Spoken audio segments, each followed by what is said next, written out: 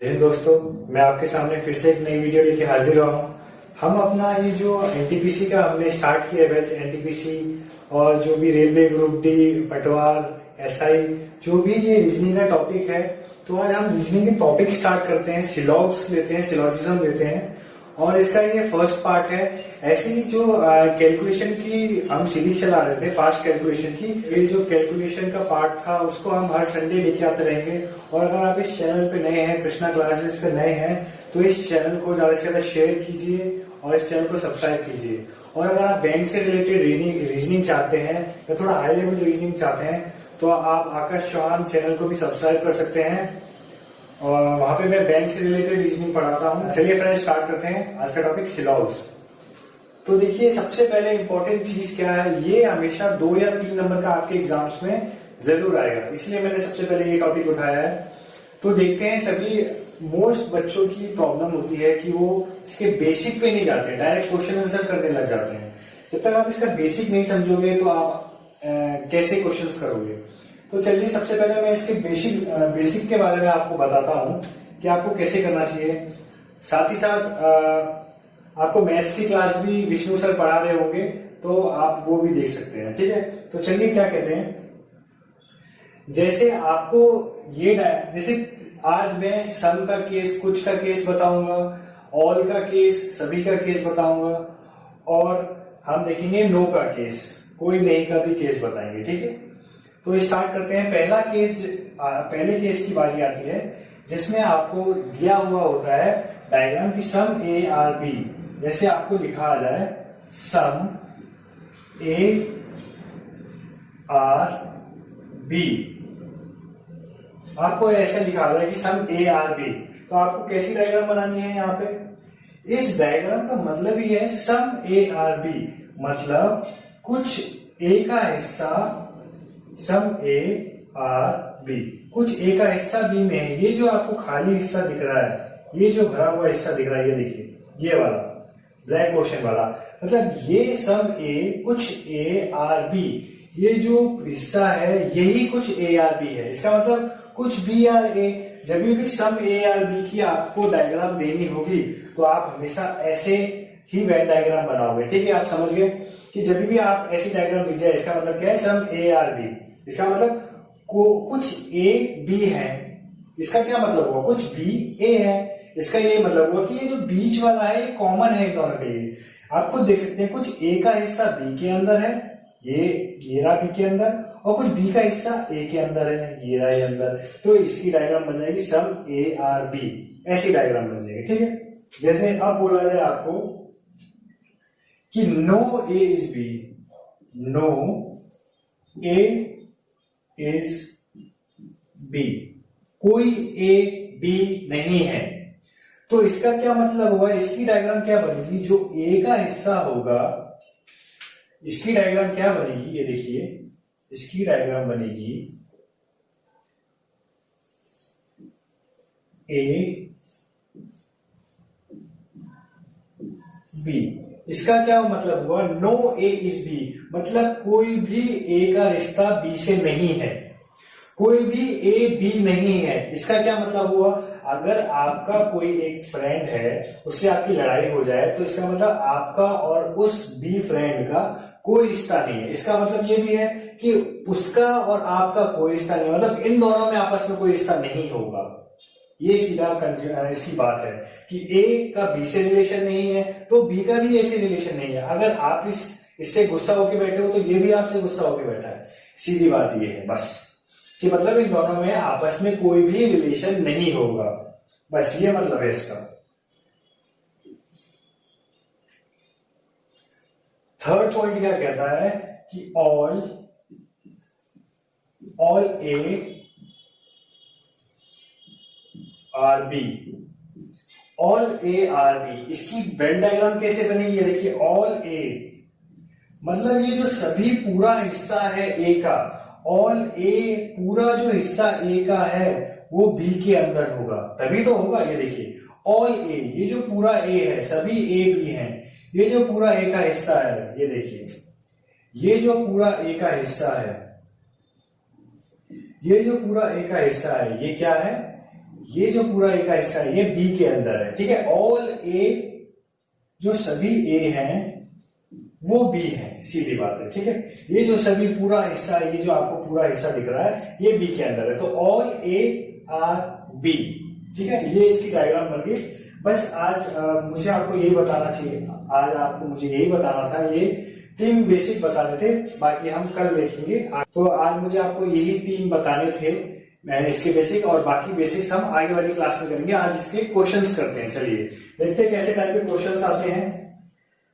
तो जैसे आपको क्वेश्चन लिखा आ रहा है, सबसे पहले आपको एक स्टेटमेंट दिया होगा, उसके नीचे कंक्लूजन दिए होंगे, और हमें देखना है कि क्या ये जो स्टेटमेंट कह रहा है, क्या ये जो कथन कह रहा है, ये निष्कर्ष के हिसाब से सही है कि नहीं। क्या ये जो स्टेटमेंट कह रहा है, क्या ये कंक्लूजन के हिसाब से सही है या नहीं, सिर्फ हमको यही देखना है। तो चलिए स्टार्ट करते हैं। पहला स्टेटमेंट, ठीक है। तो क्या कह रहा है, सम एप्पल्स आर फ्रूट। तो सबसे पहले जो भी स्टेटमेंट कहेगा, जो भी कथन कहेगा, उसकी हम वेन डायग्राम बना लेंगे, ठीक है। सबसे पहले क्या कह रहा है, some apples are fruit, some apples are fruit. आप ए और एफ देख के मत घबरा जाना, इसका मतलब मैंने शॉर्ट लेटर्स में लिख दिया है, A for apple, F for fruit, ठीक है। आपको ज्यादा टाइम नहीं लगेगा। Some apples are fruit, all fruit, ये जो सभी फ्रूट है, ऑल फ्रूट आर रेड, ठीक है। All fruit are red, some red are colour, यही स्टेटमेंट कह रहा है। आप डायग्राम को एक बार ध्यान से समझिए। क्या कह रहा था कि सम एप्पल आर फ्रूट, तो सम की डायग्राम हमने क्या देखी थी कि सम एप्पल आर फ्रूट, मतलब सम एप्पल आर फ्रूट, ये जो कुछ हिस्सा एप्पल का है वो फ्रूट के अंदर है, और कुछ फ्रूट का हिस्सा एप्पल के अंदर हुआ। यही सम का केस में मैंने आपको सिखाया था, ठीक है। सम एप्पल आर फ्रूट, ठीक है। अब क्या कहता है, ऑल फ्रूट, मतलब ऑल का जो पूरा हिस्सा है, आप बेसिक समझिएगा। ऑल फ्रूट मतलब पूरा जो फ्रूट है वो आर के अंदर है, और some are C, some red are, जो भी क्या है, सम रेड आर कलर। ये था आपका स्टेटमेंट। तो हमने स्टेटमेंट के हिसाब से वेन डायग्राम बना ली। अब देखिए कंक्लूजन क्या कहता है, हम देखते हैं कंक्लूजन क्या क्या कहता है, उसके हिसाब से हम राइट सही करेंगे, ठीक है। कौन क्या कहता है,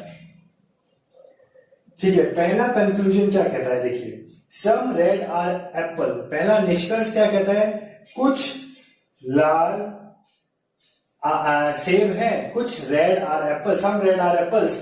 तो देखिए रेड और एप्पल का रिश्ता दिख रहा है क्या, सम रेड आर एप्पल्स आपको दिखाई दे रहा है क्या। और हमें सम के केस में डायरेक्ट चेक करना होता है, ठीक है, ये याद रखिए, सम के केस में और ऑल के केस में, ठीक है। देखिए some red are apple, some red are apple, क्या एप्पल और रेड में कुछ रिश्ता है, some red are apple, yes. आपको ये दिख रहा है कि यहां पे भी एप्पल दिख रहा है, रेड की केस में भी। ये देखिए कुछ एप्पल का हिस्सा रेड के अंदर, क्योंकि रेड तो पूरा है, और कुछ रेड का हिस्सा एप्पल के अंदर है। तो यस, आप जो ये कथन कह रहे हो, ये जो निष्कर्ष कह रहे हो, ये सही है। तो पहला क्या हो जाएगा, हमारा कंक्लूजन राइट हो जाएगा, ठीक है। अब देखते हैं आगे, अब आगे देखते हैं, ठीक है। आगे देखते हैं, ये ऐसे था। Second, some fruit are apples, some fruit are apples, क्या कुछ फल आम सेब है, सम फ्रूट आर एप्पल, क्या ये जो फ्रूट का हिस्सा है, क्या ये एप्पल के हिस्से में नहीं आ रहा। ये देखिए, क्या ये सम का केस नहीं बन रहा इन दोनों में, क्या इन दोनों में कुछ रिलेशन दिख रहा है, यस। तो आपका सेकंड कंक्लूजन भी सही हो जाएगा कि हाँ इसमें रिश्ता दिख रहा है, सम फ्रूट आर एप्पल्स हैं, सम फ्रूट आर एप्पल्स हैं। तो आपका ये भी सही हो जाएगा, ठीक है। तो आपका ये भी सही हो जाएगा, ठीक है।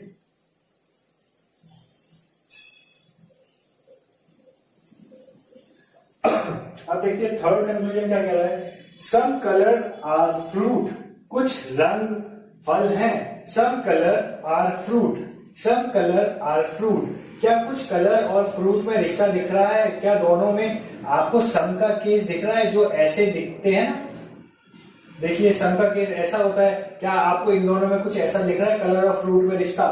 बिल्कुल नहीं दिख रहा। तो आप काट देंगे कि ये जो आप कह रहे हो निष्कर्ष, ये गलत है, ये कंक्लूजन आपका गलत है। इनमें सम का केस, हमें सम के केस में डायरेक्ट चेक करना होता है, तो इनमें कोई भी आपका सम का केस नहीं बन रहा है।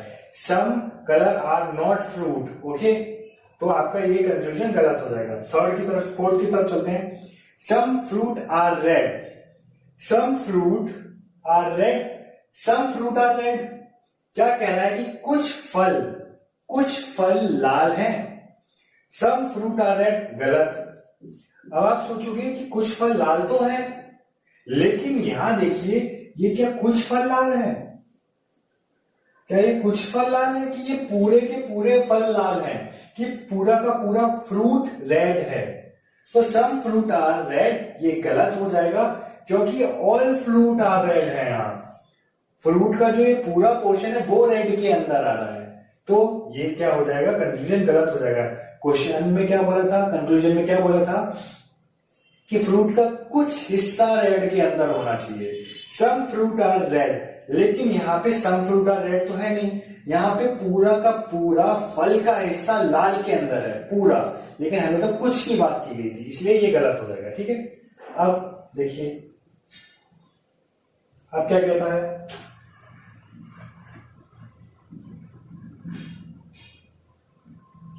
ठीक है, लास्ट कंक्लूजन क्या कहता है? सम कलर आर रेड, क्या कुछ कलर रेड हैं? सम का केस, क्या आपको कुछ कलर रेड दिख रहे हैं? ये देखिए कुछ कलर लाल हैं, कुछ रंग लाल है। यस, आपका ये कंक्लूजन, ये निष्कर्ष भी सही है कि सम रेड आर कलर। तो अगर जो भी आपके ऑप्शंस में दिया होगा फर्स्ट, सेकंड और थर्ड फॉलोज, आपका क्या हो जाएगा answer? First, second and first, second, third follows, follow. ठीक है, आप डायरेक्ट लिख दोगे फर्स्ट, सेकंड और third follow, first, second, third follow.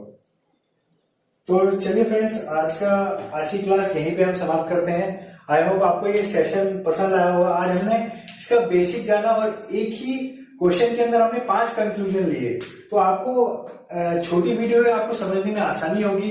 आप बैक करके पॉज करके बार बार देखिए। हम कल भी बहुत सारे क्वेश्चन ऐसे लेके आते रहेंगे, जिससे आपके डाउट्स भी क्लियर होंगे।